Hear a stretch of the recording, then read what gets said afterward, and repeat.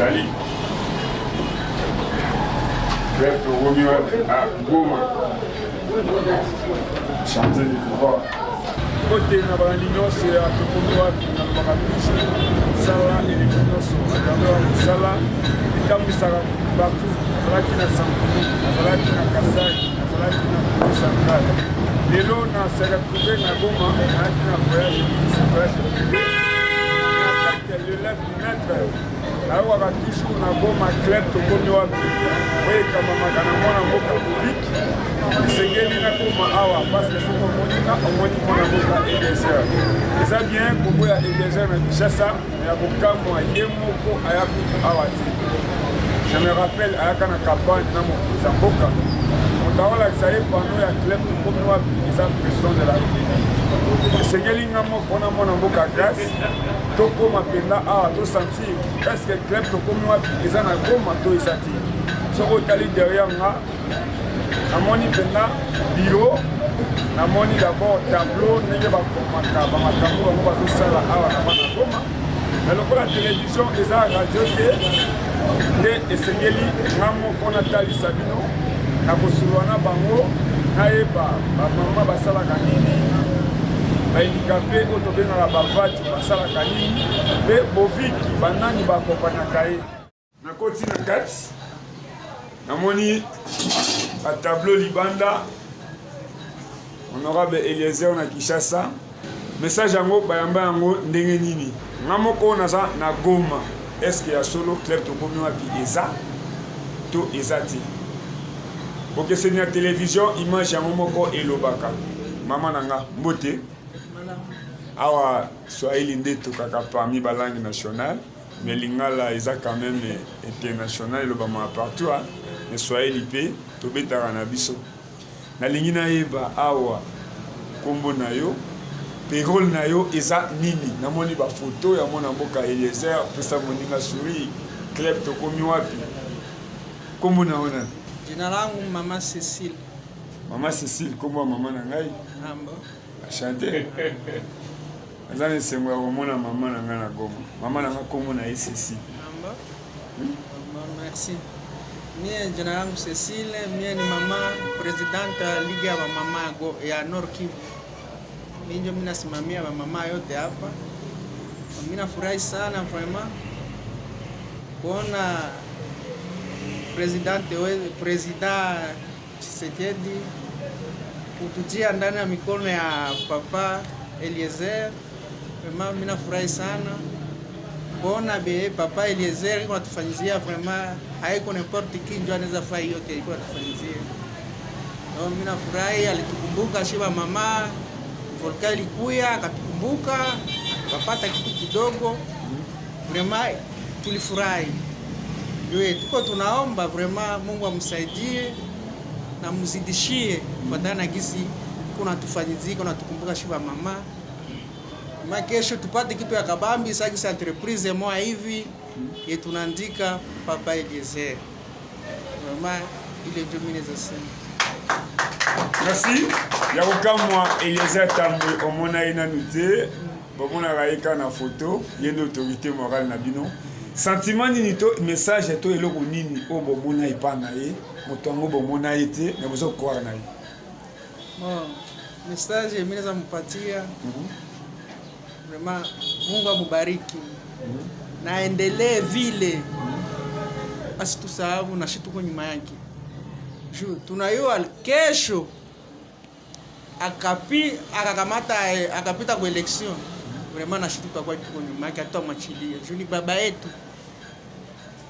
yetu kabisa hivi yo atake mama club Tokomi Wapi eza na Kasai eza na Bakongo eza na Kinshasa eza na Équateur presque partout mon mboka Eliezer c'est simple citoyen mais quand même député national représentant à Babola ndenge bino bozondi milaye awa de partout bazondi mila mona mboka Eliezer ba mama o ba kolanda yo na bato baza derrière mona mboka Eliezer message nini oyo yo okoloba na bango pe ba difficulté nini oyo bozana ngo na Goma awa oyo bato nyonso bakolanda club tokomi wapi ya Goma ya kolamba mama oyo ependa représente ya bamama ya Goma.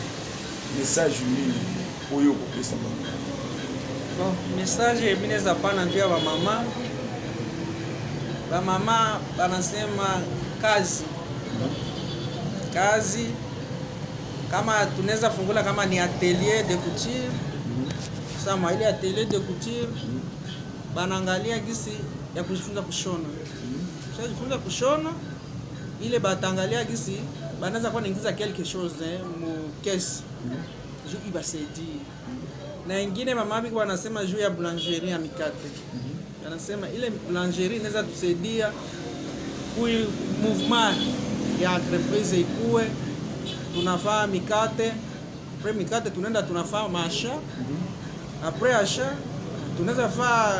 inaweza tuletea matunda mwa hivi yenye inatokana na Papa Eliezer. Juu tukapata ile mwanzo sema tunaweza fungula ta hospitali, tunaandika hospitali Papa Eliezer Tambwe.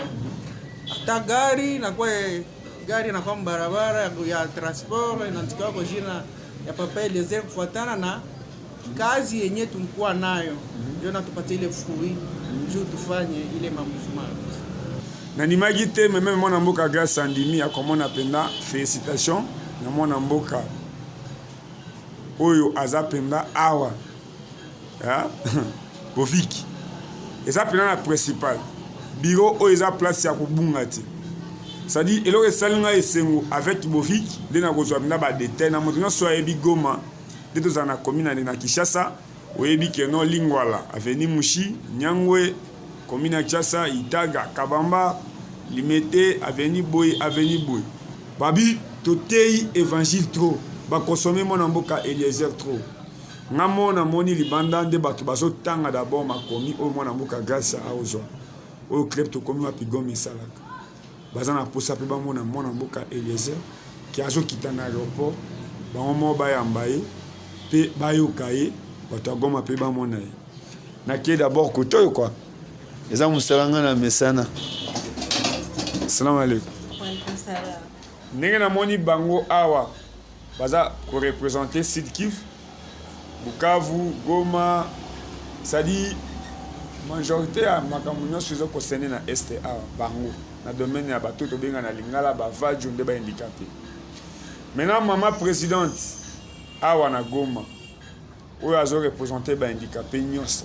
Message na ye na mwana mboka Eliezer po lelo amoni epenge Fofana l'élève du maître nini akoloba na mwana mboka Eliezer ba difficulté nini bandicapé ya Goma awa bazalaka nango. Ya kwanza vraiment mina mremercier juu c'est rare uone mtu mwenye anaprendre bandicapé en valeur. Njo wa kwanza mwetunaona natupatia heshima yetu maparti ziko za mingi me hakuna bebashatu wakeiri kwa ile vraiment mina mremercier. Meke mineza muomba kwa tusaidie balemavu tunateseka sana. Mwae de vie kwanza tunateseka ginsi ya kuishi. Nda utana tulikuwa naishi juu ya douane me douane bashafunga. Kuko mweko na susi atumike me anakosa mwanzo. Vraiment tunamwomba tusaidie. Na kinahusu Beki vraiment na kwa benye bana abataweza tembelea Beki naomba bampatie kinga vraiment kwa ile atusaidie. Juu ya moyen de déplacement coucher ba personne vivant avec handicap iko nguvu. Naona mtu atatambala maibu ya Goma utakufa mbio. Vraiment tunamwomba atusaidie. Merci. Koloba quand même les amours pas si météo quand même. Honorable Eliezer, pesa moninga sourire. Bandicapé à Kinshasa, je pense que non baza à l'aise, parce que ba chaise roulant, parce que ba beki. Mais makambo lobi na Goma awa surtout na mambo izo concerné bandicapé, baza na ba problème très sérieux. Mais plus surtout bandicapé à villa on a na sepeli ana monika baza na banzela ya bien. Ceux qui ba suivre ba chaise roulant, ça dit à cause de difficulté à kotambola na Goma ti. Parce que na moni bien na Goma quand même banzela izali. Honorable Eliezer balobi eloka liboso bazo remercier parce que ba mona ona nuti moye ko pesa bandicapé valeur. Même awa na Goma mutu moko boye kependa asangsaka bandicapé en tout cas ba mona penda te. Mutu asangsaka penda ke azui penda journée na ye to azwaka 1000 francs na ye asangisi 20 handicapés, 10 handicapés, 5 handicapés qui asolo na bango. Les compteurs même na Kinshasa, même na ba province ebele. Ba mona ki handicapé le rond de mutumo baza eti na société te. Eza mama présidente ya ba handicapé nyonso awa. O ba sa adhérent na katia klepto komi wapi ya Goma. Yango nazoloba toujours bato nyonso baza sima mona mboka Eliezer. Botala matea na bino ndenge eza kotambola. Bomonaki na Mbujimai, bomonaki na Kananga, bomonaki na Loja, bomonaki na Congo Central, na Kinshasa, eza na 24 communes. Bongo Goma a 2 communes seulement. Yango mona mboka Bovik. Nalingi oyebisa su mama présidente. Oyo ye akanisaka un jour alobela mona mboka Eliezer. Oyo alobite abimisa yango sikoyo. Honorable Benya uya sema. Donc yote yenye unawazaka ukoko na jadresse kwa honorable umwambie seke toi yenye wewe unawazaka na ujadresse kwa honorable hata na kwa president de la république pour que basentir que no dilema biko na problème ninjo unawazaka uoneza ambie honorable kama unakutana naye. Oui, merci. Ya kwanza mimi apasha jadresse ku president de la république Félix Antoine Tshisekedi Tshilombo. Vraiment tunake tuko na ministre chargé des personnes vivant avec handicap mais hatonake acte zake. Vraiment ingekuwa seme iko pala na tutumi anatuteteaka kama hatunyanyasike gisi tunanyanyasika.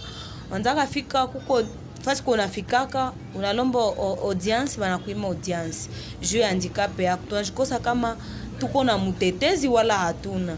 Vraiment que mine zaomba président de la république asikuwe nafata seju huyu mine za mfa representa ba handicapé juu ni handicapé. Non. Unaweza kuwa valide me unaweza kuwa mtu mzima me unajisusiaka sana na balemavu. Usema unaweza kuwa mlemavu me woko pale kwa intérêt privé yako juu hautetee wenzako. Siyasema hatutete juu siyaona activité zake. Balemavu bananyanyasika fasi yote kila leo mpoko wakuta balemavu bako na lomba, bengine bananyanyasika mafamilie juu ya nini? Hatuna mutetezi. Balemavu siye na kuma masomo hakuko balemavu bamingi hatukusomaka. Oro ni droit na shi tusome. Mnaenda utano le ministre mweko pale yakisha kwa ministre hata kumbuka kama balemavu bachini yake banateseka. Vraiment tunamuomba batu sawa Eliezer ni batu ba kuakompanye sana. Ni mtu mwenye mapasha akompanye sana. Tunamomba vraiment atusaidie sana, tunateseka sie balemavu. Bo Eliezer vraiment Mungu ambariki na muongezee maisha. Mimi naendelea kumshukuru sana tena sana. Ni mtu mwenye anajisusie sana na sie balemavu kukidogo yenye iko nayo. Tunamuombea Mungu kila siku, Mungu akwe nazidi kumubariki juu anatusaidia sana sie balemavu. Haiko kila mtu mweneza mwanayua valere yetu.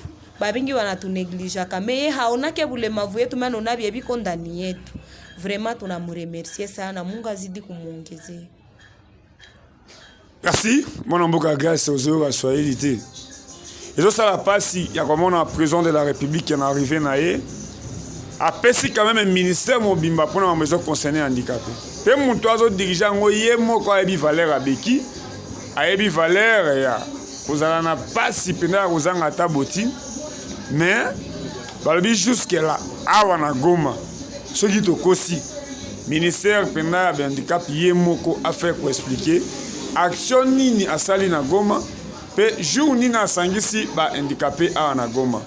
Mais au bazo remercier mon mboka Eliezer à chaque fois babenga kaye basololaka naye à chaque fois ba posaka pasi na bango a répondaka yango balobi keno batu nyonso o baza sima ya mon mboka Eliezer ndina zo tanga neti mama Blandine tanga ko tala image ya boy keno beki na Goma eza lokolo ndie diamant na kena na Loja opesa handicapé beki ayebata ko tambola na ngoti. Mais handicapé azo préféré basali mabaya azo tambwa na mabaya botala tabino moko na niveau Congo lelo mais handicapé eloko lokola beki na Goma eza diamant même ba ili a Goma bozo mériter ko sala quelque chose pour na qui concerne ba handicapé maman nanga ozana liloba mama présidente déjà lobby mais le rôle yo pour za permis na mama présidente yo okoye bisanga pasi nini bino bo vivaka na Goma handicapé ya Goma Shi hapa Goma bendikape tunaishi maisha ya nguvu sana. Kuishi iko nguvu, makalio kufasi kwenye tuko, hakuna heshima, maake huko natembea, kumoya kutembea hakuna. Maake ingine tunalia sana juu ya maisha. Maisha natupika sana, iko nguvu. Ile moya Rwanda tukwa sema twende kule wapi na hako binakatika. Hakuna hata gisi ya kufa. Huko peno feka mfuma hakuna. Kote kanakatika. Mama lobi eza wande tozala na Kinshasa mingi bandikape na biso ya saba kendaka Congo Brazzaville. Maintenant bango awa baza voisin de Rwanda. Pour même place ngana zolala, des places pendake frontière oyo bomonaka président de la République na président rwandais o ba place ba telemaka. Maintenant mitio bakanga frontière baleka kalsuti. Ça dinenge bakanga pe na Kinshasa moya ba kende Brazzaville ezate trafic moya ba sala payer ezate. Maintenant bazo vivre kana passe. Parce que le président de la République a appelé ce ministère, mais balobi awa na Goma ministère na biso bako tangi la biso nini oyo basala nini okolobana autorité morale na bino honorable Eliezer. Eliezer tunasema tu asanti kwake sana kwa kutukumbuka, asanti kwa kutuona kama tuko batu kwa wengine. Ile ni kumshukuru kabisa sana. Mungu endelee kumsaidia na endelee kuendelea na kazi yake sawa kisa endelea kuyapanga sana. Ligue des jeunes. Maman présidente. Oui. La Ligue des jeunes. Oui. Maintenant kombo. Kombo nanga Jeanne Miriam Kika. Eloko nini oyo sepela koya ko sadere na club to komi wapi? Yenye ni tuma mna kia jadere sana. Niliona pa honorable Eliezer ni mtu kabisa mwenye anatukumbuka, anatujali. Ni mtu mwenye anajua susi ya bajene, ndio nikasema acha na mie nikuye nijiunge na hii club tokomi wapi. Maintenant, jeunesse nde soufraka. Dans une expérience sur 2006, 2011, 2018, les jeunes de portera ba drapeau, ba polo, ba nini, mais balbara toujours à venir à lobby et sa jeunesse. Mais le rôle tozala préparé te. Ngana za préparé nde lelo honorable Eliezer aza député, ngana lelo naza mopanzi sango naza na Goma nazo lobela mboka na biso Congo. Nini okoloba na mona mboka Eliezer na bino ba jeune Eliezer na Kinshasa bomona été mais à travers ba idéologie na ye kolanda ba émission na ye bondimi ko adhérer na vision na ye okoloba na mona mboka Eliezer nini ba difficulté na bino o bozanango awa oyo honorable Eliezer akolana. Yenye ndiza sema kwanza na papa honorable Eliezer Tambwe, tunasema accent kwanza kusie bajene ku maaktivite zenye ko natufanyizia. Ya difficulté yenye ko kushie bajene ba mingi ba Nord Kivu wanasoma lakini hakuna makazi. Tunasoma, tunajitahidi kusoma, hatupate kazi. Yenye tunasi papa Eliezer Tambwe atusaidie juu mkubwa wetu wa jeunesse atuone kazi yenye atufanyizia, lakini kupitia papa Eliezer Tambwe tunalia sana, atusaidie, atupatie makazi na shie wa jene ya Goma au ya Nord Kivu tujisikie tuko aleze sana. Tunamsii sana kwa makazi. Sawa, accent. Sikoyo awa tokesko pa ba jeune bato bazo mobiliser. Mobilisation. Ah, chargé à mobilisation. Yende likambo. Comment azwa courage ya kolobela moto ya monate moto ye ça dit à mon arabe image na ba YouTube mon mboka mbote Salamu. Kombo Kambale Mukono Jean-Claude. Kambale Mukono Jacques-Claude, Congolais de père et de mère. Oui, oui. eloko nini etinda yo ondimela Eliezer omona ete osolo na mon téléphone mais eloko nini etinda yo ondima kozala penda chargé ya mobilisation ya club to komi wapi na Goma. Yenye ilinipatia sentiment ku mobiliser jo Eliezer Tambwe ya kwanza ni vision yake. Vision yenye iko nayo nje na nipatie le courage ya kumobiliser. Juu hapa Goma depuis 2006, 2011, 2012 tuko na ba député wenye bako soaz diza eli du peuple na bako eli du peuple juu Eliezer ni mtu mwenye anakamata le role ya kuwa député national. Hakufata tu gisi alipita Kinshasa, alikuwa na susi ya kukamata ni eli di peuple ilikuwa tete republique muzima. Ile ilikuwa ya kwanza yenye iliacha. Mimi najikaza nilikuwa charge na mobilisation ya Club Tokomi wapi, na inanipatia nguvu sana kuenda mobiliser par rapport na maaction zenye iko nafanya. Hapendelele hafai tu action Goma, hafai tu action Kishasa. Haiko sawa eli bengine anajua kama alikuwa eli Abutembo donc akafanya tu activité ni Butembo, akawaza tu n'importe quoi ni Butembo. Mais alijisucie sana na republique yote parce que iko un député national. Merci Eliezer Tambwe na Kishasa. Mais bozomona ndenge ndeko alobi awa tozana ba eli 2006, 2011, 2018. Avant comme député à Rosala Action. Soka comme député à Kangami na Kishasa Action Isati. Mais comme on a mon mboka Eliezer Eli à Kishasa mazo tamboula par-ci par-là. Mon mboka Mbote. Mbote. Eza bien ko lobela Eliezer Tambwe, eza bien ko lobela mon mboka Tambwe. Mais eloko nini bondi melie awa na Goma yo ataki elenge boyo koma ta kopera oteka osa ata transport. Eloko yo ndimeli mena moto. D'abord Congo. Je reprends de André Katoulouba Davin, chargé de communication du club Tokomi Wapi dans la province du Nord Kivu. Ce que nous voyons de l'honorable Eliezer Tambwe, c'est vraiment un élu qui a compris sa mission au-delà de sa circonscription. Un élu national, il a compris qu'il n'est pas là seulement pour se concentrer au niveau de Kinshasa, mais il a compris qu'il a un mandat national et bien, il doit se pencher dans d'autres provinces. C'est pourquoi nous sommes dans la province du Nord Kivu. Ayant compris de faire la politique autrement, en prêchant le pouvoir de l'amour et non l'amour du pouvoir. C'est pourquoi tout ce dont nous sommes en train de mener dans la ville de Goma, c'est par sa politique. Club Tokomi Wapi, Club Tokomi Wapi, justement, c'est un club qui regorge toutes les catégories de personnes confondues, que vous soyez handicapé physique, que vous soyez vieillard, que vous soyez, je ne sais pas de quelle catégorie, vous faites partie de ce club, puisque c'est un club qui a des visions au-delà de venir en aide aux personnes nécessiteuses. C'est un club qui a un avenir politique. À ce que je sache, bientôt là, nous allons fonctionner d'une autre forme. Awa, ils auront toujours, ça c'est bêtis à gauche, et bêtis à droite. Comment aujourd'hui Marozo Mukumba a place où makele les a insécurité za état de siège awa. Ba avantage ni no bomoni ya koza na état de siège. To mabeni ni o moni na arrivé à état de siège. Bino to vivre na Goma. En rapport avec l'état de siège, c'est vraiment une mesure qu'on peut toutefois féliciter, puisqu'il y a eu vraiment des avancées significatives par rapport à ce qui est en train d'être fait.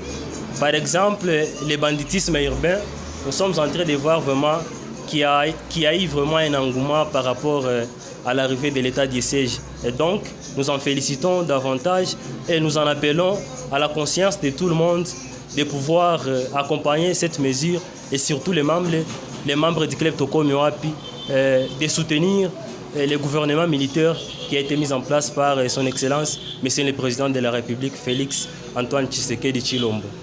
Mon amboka Mbote. Oui, salut. Combo. Je m'appelle finalement Safari Bunda Jackson.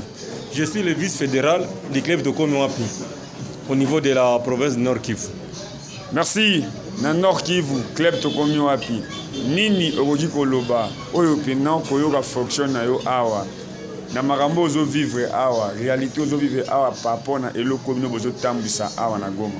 Oyi koloba ni. C'est que tout simplement, je voudrais éclaircir à l'opinion que nous, en tant que club Tokomi Wapi, on a commencé de travailler depuis 2018. Donc, on a commencé de travailler avant que l'honorable puisse être élu au niveau de Kinshasa. Nous, on était là au niveau de la province. On était en train maintenant de sensibiliser, d'appeler les gens, de rejoindre l'honorable. On savait qui est Eliezer Tambwe avant qu'il soit même l'honorable en fonction. On savait. Maintenant, on a compris la mission que l'honorable est en train d'exercer au niveau national qu'international. On le suivait toujours au niveau de YouTube. Et maintenant, on a compris, on a senti que voilà l'homme qu'il faut à la place qu'il faut. C'est pour cela qu'on a commencé nécessairement de fonctionner en tant que club Tokomi Wapi ici au niveau de la province, tout justement dans le chef-lieu du Nord Kivu. Message nous collassé dans mon amboka Eliezer. Pour lelo to lobby akolanda penda ki epenge Fofana na Goma mutu na mutu a lobby. Après tant à koyoka bino esenge sikoa sala o bino bolobi. Oh, monsieur les journalistes, nous sommes d'abord tout simplement contents de vous voir. Ça fait pour la deuxième fois que l'honorable est tenté d'envoyer les envoyés ici pour nous visiter. On voudrait tout simplement dire à l'honorable que nous sommes là. Et s'il y a des gens qui sont en train de croire que ce sont des mensonges, on peut tout simplement lui dire que non, nous sommes là, nous sommes en train de travailler en tant que club Tokomi Wapi. Et on vient d'envoyer le message au niveau de l'honorable qu'il ne puisse pas avoir peur. Nous sommes là pour animer le club, même au niveau international. S'il peut nous donner cette opportunité-là d'aller jusqu'au niveau international, on peut y aller. Tout simplement, nous sommes encore d'appeler les gens qui sont en train de nous suivre au niveau de Goma, de Bukavu, d'Uvira, de Kalemi, même au niveau de Beni, Butembo, que le club Tokomi Wapi est là. Nous ouvrons seulement la porte à tous celui qui veulent nécessairement nous rejoindre, qu'ils peuvent seulement arriver. Nous sommes là, nous allons seulement vous embrasser. Na muto akolanda élément na yebi keno derrière honorable Eliezer na poto bana est en général baza ebele. Na wata ba benga kaye olobele ta de siège olobeli boete. So soki moto alingi atina ndeko na ye aya ko adhérer na club Tokomi Wapi. Bureau oyo eza na commune ni, eza na quartier ni, balabala ni. Hapa kwenye tuko mkomine ya Karisimbi, précisément Katoyi. Katoyi mu quartier Mabanga Nord. Tuko tout justement avant que ufike ku entrée mama gouverneur, ancien entrée ya mama gouverneur, utafika mwisho ya entrée ya Notre-Dame d'Afrique, utafika pale utakuta effigie inaandikiwa pale Eliezer, honorable Eliezer Tambwe. Soutient le président Félix Tshisekedi. So utafika pale utatukuta pale à tout moment. Tunaanza tunatumikaka de lundi jusqu'à samedi. Tuko pale depuis 8h jusqu'à 17h juste. Awa nde nazosukisa na mwana mboka Bofik. Moto yo bomoni ndenge tokei to bandi pa parce que tozosukisa pa moto aza initiateur. Moto yo penda bato tout baza na sima na ye. Pe eloko na sepeli aza égoïste. Abatamaki abimisi nanu bato na ye. Mutu na mutu ami lobela. Et ça bien qu'on a un collègue en Assemblée nationale, mais na base électorale na Salagani. Ndenge na lobaki na Sankuru, na Kananga, na Mbushimai, na Kishasa. Yango aussi épingé Fofana état de siège, mais na zana Goma. Ya solo tolokuta. Na zana Goma. Bakolo Goma va pesi commune adresse pe place biweza. Est-ce que tokosi? Mwana mboka Bofiki mbote. Ah, mbote Fofana. Nangi ozala à l'aise na Swahili. Non, na omoni biso na tokoma pitoza ba multilangue. Donc toyebaka Swahili, Lingala pe français. Alors, je dis d'abord merci pour votre présence ici à Goma parce que ce n'est pas facile, mais quand même nous vous en félicitons, vous ainsi que notre journaliste. Moi, c'est Bovik Kambale, je suis le fédéral ou le coordonnateur provincial du club Tokomi Wapi, awa na Nord Kivu, na Sud Kivu, Uvira kuna sengande na représenté mwana mboka Eliezer Tambwe awa. Alors, moi je vais parler sur deux aspects, aspect politique, puis un aspect oyo ya état de siège, oyo ndekonanga porte-parole il a parlé de ça, mais moi je vais m'atteler ça sur deux points. D'abord sur le plan politique. Ce que nous sommes en train de vivre actuellement, ça nous étonne. De voir que M. Fayoulou vient de faire un mariage avec FCC. Et nous là, qui avions fait combat hier, nous avons combattu Joseph Kabila hier. Et là, moi, je me souviens ici à Goma, lorsque nous étions en train de faire marche ici à Goma, il y a un de mes collègues qui était tué ici à Goma. Et quand moi, je pense à ça, ça s'appelle Bienvenue. Nous étions avec lui ici en pleine marche. Il y avait un soldat qui avait tiré sur lui à bout portant lorsqu'on était en train de faire une marche avec cassé quoi. avec tant d'autres personnes. Oui, Kaseko connaît bien l'histoire. Et maintenant, aujourd'hui, ça m'étonne de voir que l'homme que nous avons combattu hier, et maintenant, Fayoulou, avec sa politique, lui veut casser qu'il y ait mariage entre FCC ainsi que la Mouka. Vraiment, ça fait honte pour nous qui avions combattu Kabila et maintenant il y a un mariage que nous là nous ne pouvons jamais accepter. Nous comme Toko Mewapi. Parce que je parle ici comme Toko Mewapi. Là, on ne peut jamais comprendre ça. On doit quand même enseigner les gens politiques au moins en Mboka à Lubaka chaque jour il va faire enseigner les gens politiques. Kabila Azala qui s'attend hier, mais les lois a commis Angelou et pas Yafayoul. Vraiment, ça fait très mal. Et puis, ici dans la ville de Goma, les gens sont en train de se demander comment cela, Fayoul a décidé cela. C'est ça, monsieur Fofana, vraiment, ça nous gêne et ça dérange vraiment nos cœurs. Par rapport à honorable Kaseko Azamoko Oyo Mutazo Matela état de siège que le côté Kutu Balongolango na ebité soki attaque député national azana sécurité à sécuriser site Kivu Mobimba na ebité so landé na top Congo so landé na ba débat les lobino bato ba voter honorable Kaseko boyambi eloko ya ndengeni. Vraiment, moi je suis d'abord désolé parce que Kaseko j'étais avec lui autant de fois lorsqu'on menait des marches ici. Vraiment, je suis très désolé de ça. Nous, parce que j'avais voté aussi Kaseko. Parce que, oui, j'avais voté Kaseko. Ici à Goma. Et quand j'étais là au centre pour des élections, lui m'avait dit, ah, Petit Nanga, est-ce que vous connaissez Kozalande Nini? Lui-même connaît. Alors, vous savez que nous, c'est pourquoi nous disons que nous allons faire la politique autrement. Et nous ne pouvons pas jamais répéter ce que nous avions hier et le faire aujourd'hui. Non. Sur l'état de siège. Kaseko lui dit que non, voilà, on doit arrêter les affaires là d'état de siège. Ça c'est être égoïste dans la politique.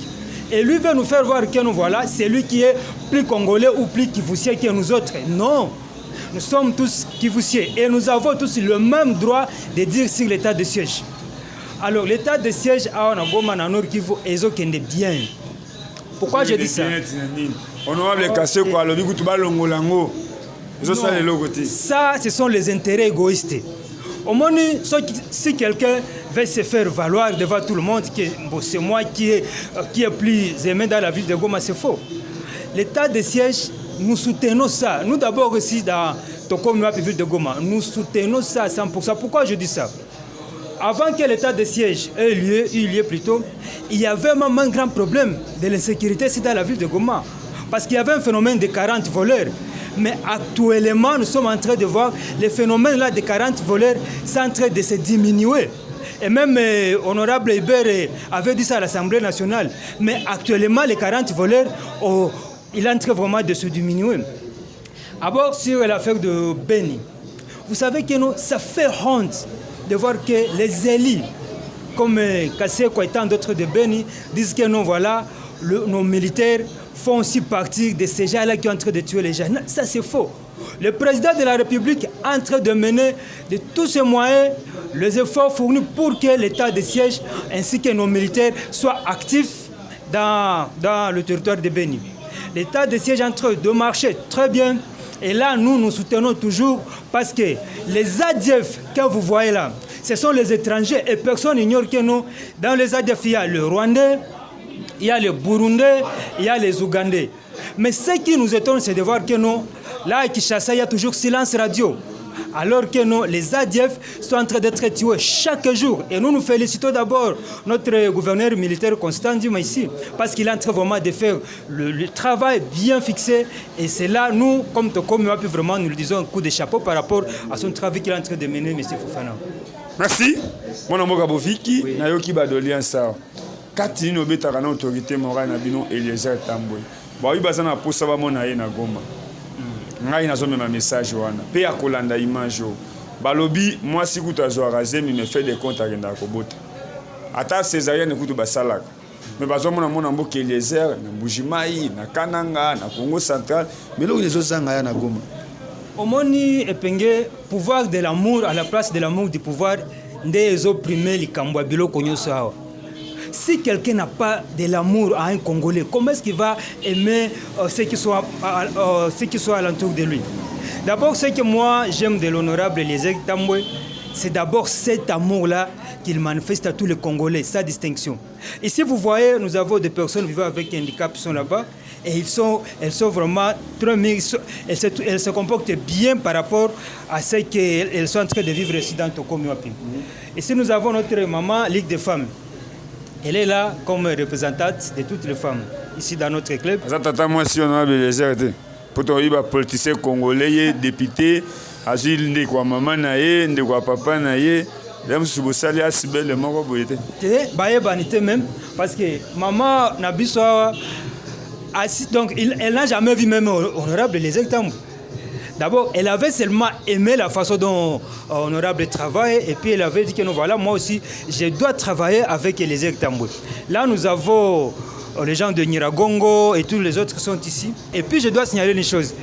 Eliezer était là à Kinshasa. Moi j'étais ici à Goma. On ne s'est jamais même vu comme ça avant. Mais comment il y a une idéologie? Oui, au moins, Eliezer est mon collègue place Yazali. Comment moi j'avais si son idéologie? Parce que quand il était à Kinshasa, je le suivais toujours. Et là je me suis dit quand même, parmi le journaliste qui m'inspire, lui il était parmi ces gens-là. Avant que Eliezer soit député, moi j'étais toujours avec lui. C'est pourquoi moi je suis là comme père de tous ces clubs-là qui sont en train de naître ici et là. Moi je suis leur père. Quand même ces clubs-là me doivent quand même du respect. Parce que je suis quand même leur père. Dans le lobby, les jours où il y a une campagne présidentielle, dans l'aéroport, Nani Asimbaki, Pano, Ana Club Tokomi. Nous allons na vice nanga fédéral na ndeko nanga wa Bangala na ba staff nanga nyoso na aéroport omoni biso toza na makanisi ya Aigle tomona ka loin kuna. Et puis aujourd'hui nous sommes très fiers vraiment d'avoir notre honorable comme député parce que nous l'avions connu avant qu'il soit député et aujourd'hui c'est un député et demain il sera quelque part comme président, comme ministre. Et ce que moi je m'étonne d'abord c'est de voir l'IDPS au pouvoir aujourd'hui. Nous avons combattu Kabila. Mais ceux qui sont en train vraiment de jouir du régime actuel, ce ne sont pas directement ces gens-là qui étaient avec nous dans le combat. Et puis ça m'étonne de voir... Ça, Rabino ne peut pas si Goma. Ah, papa. Et ça, là, nga pas si. Parce que nga mokawa, nazala qui a kokufa na ba marche awa. Lorsque Eliezer était ici à Goma, il était avec le Kamere. Président Fachi. Bayaka papa, nga nazala ki kuna. Parce que nga nazala ki na première ligne wana. Au moins nga nazala politique, c'est un peu aujourd'hui quand même. Nga nazala quand même ancien na politique ya non. Peut-être ningo honorable a remis député ndo bimi lelo sala peut-être asibel na yo aux humeurs, aux handicapés. Au vu de sa situation. On a si natambola ba parti belé presque 5 partis na Goma. Na Goma. Oui, bani penda avant ya koma na club. Oui, maintenant moi j'ai décidé bien que je reste ici dans Tokomi, c'est pas pour rien. Alors, jour où ana bazala qui a na stade d'Afia, Eliezer, Kamere ainsi que Félix, bazala qui a na campagne. Bon. On a vraiment nazaki comme on Eliezer comme bon grand frère nanga penaye bakan. Donc je ne savais pas s'il serait un député. Mais c'était toujours un soutien que nous menons par rapport à son combat. Et maintenant, ce jour-là, quand Eliezer était ici, après le pouvoir, moi je savais que réellement, il sera récompensé. Parce que le combat qu'Eliezer a mené, c'était un combat noble. Le journaliste, Asagi Moussala Naye, c'est tout, rien à voir na poste. Ndeba kuya wana bazoloba. Yo po ebi mo kuya. Ngana za ancien combattant, ndeba kuya wana. Et ce que moi je peux dire seulement que non, on doit d'abord récompenser les gens qui ont mené le combat. On ne doit pas vivre dans un pouvoir où il y a les gens qui sont récompensés et d'autres ne sont pas récompensés. Non. Les gens qui sont venus de FCC, chez Joseph Kabila, ils sont dans le gouvernement. Et ils étaient là lorsque nous étions dans le combat. Mon ambo grâce à Tiki Montage, il a Simbi Caméra. Nalobaki toujours kozala mopanzi ça il faut sala makambo to batala ko lobaki année ya réclamation ba commerçant ba réclamer yango lelo mona moka Eliezer abengisi ministre ya économie to faire koyeba comment zo défendre ba congolais yango ba moni ba commerçant ba zo réclamer awa pe na Goma bendie ipai ba libanais ipai mpo moto installé bango eza Joseph Kabila oyo lelo sultan ya 18 ans na longoli yango oyo lelo akomi na kombo ya sika. Nini asali ya malamu oyo lelo eside endimi kofana na Kabange Numbi. Mutanda kosomba ba pine na ba marche na $10 mais Kongola azozanga lipa, Kongola azozanga eloko olia. Année ya réclamation, ba politicien ba réclamer Netibovic a réclamer. Ngai pe atake mopanzi sango atake combattant pe engagé na réclamer. Amos Lubaki année ya réclamation.